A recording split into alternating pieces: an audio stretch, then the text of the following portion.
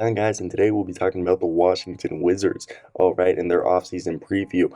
And if you look at this team right now, and if everyone accepts or picks up, if Bradley Beal returns, which he will, and if we accept, the qualifying offers on Joel Ayaya and Cassius Winston, we'll have about $121.9 million committed, which is about $3.1 million in cap space with the offseason, $125 million, salary cap. And with that being said, the Washington Wizards were interesting because right now they have the 10th best odds for the first pick, going 35 and 47.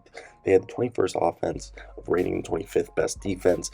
They went 35 and 47. And this team struggled with a lot of injuries. And the thing is yes, the offensive system that Wes Unseld Jr. ran a couple of months, you know, sometimes look good, sometimes look bad. And there was good moments. We started the season really well, and I think this was a learning curve for Wes Unseld Jr., the loyal Blakefield High School graduate, the John Hopkins graduate, and the son of the greatest Wizards player of all time. But they had to trade Spencer Dinwiddie because of his leadership style and his presence. But look, Kristaps Porziņģis looked like a long-term guy now. And Bradley Beal didn't play. He ended up missing 42 games, and they didn't have enough talent. But look, they in the past, six top 10 picks that the Wizards have had. With the first pick, they had John Wall. With the sixth pick, yes, I know, Jan Bass, Besley, Bradley Beal with third, Otto Porter with third pick, Rui Hachimura with the ninth, Denny Avdija with the ninth, and other than Jan Vesely, or whatever, they had good value out of all their. Tommy Sheppard has a great eye for talent, and I expect them to continue to have a quality pick. Yes, they don't have a second round pick because, Minnesota has that, but they did get a second round pick through the Mavericks with a 54th pick in the trade. So, they could get themselves a guy. It's always a crapshoot in the second round. But look, the thing that they got to fix is Bradley Beal is going to be a free agent this year because he's going to decline that and get a huge deal. He's going to come back, but Kyle Kuzma and Kentavious Caldwell-Pope are good role players to complement them. Gafford and Thomas Bryant are good bid men to put next to or back up Porziņģis, but Thomas Bryant's a free agent. The Wizards definitely have some depth. They need a point guard, and John Wall would definitely come back on the mid-level exception, about $10 million if, he gets bought out. And, John Wall, Bradley Beal was awesome, and Russell Westbrook looked good, but look, Dinwiddie didn't work out, and Beal needs a guy. Look at how Devin Booker looks with Chris Paul.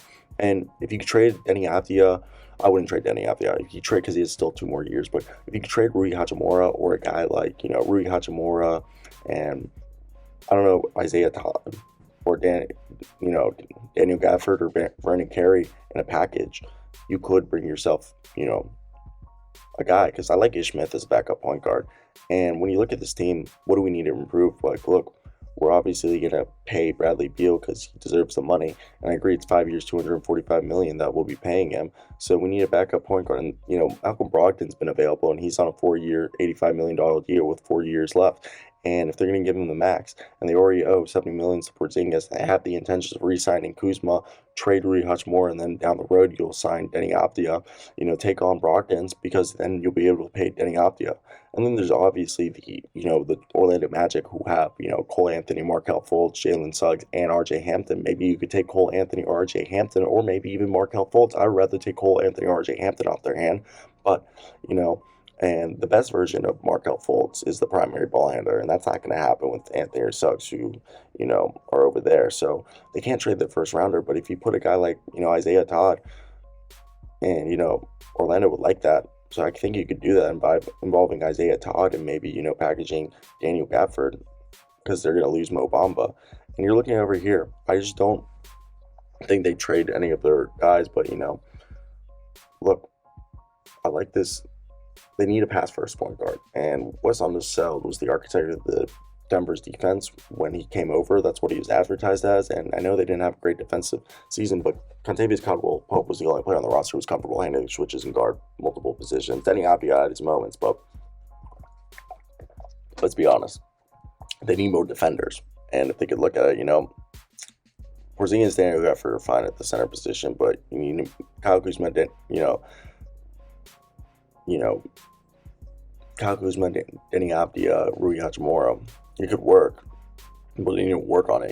Tomas Tatarowski, it would have been cool if they could have kept him, because he was actually not looking bad, because his switchability, willingness to defend, and they could be a top 10 defensive team if they do the right moves, in my opinion. So I want to hear your thoughts.